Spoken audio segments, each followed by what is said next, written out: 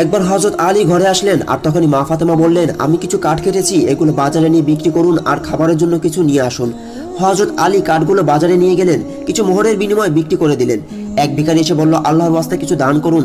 হযরত আলী সমস্ত মোহরগুলো তাকে দিয়ে দিল। বাড়ি ফেরার পথে হযরত আলীর কাছে আরো একজন লোক আসলো।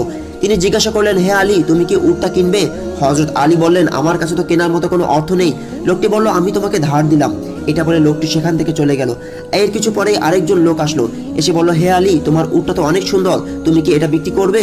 তখন ওই ব্যক্তিটা হযরত আলীকে কিছু মোহর দিল আর সেখান থেকে চলে গেল। হযরত আলী আগের লোকটিকে তালাশ করলেন আর খুঁজে না পেয়ে বাড়ি ফিরে গেলেন। এসে দেখলেন নবী করিম সাল্লাল্লাহু আলাইহি ওয়াসাল্লাম ওনার ঘরে বসা। নবীজি বললেন, আলী, উটের কাহিনী কি তুমি শোনাবে নাকি আমি শোনাবো?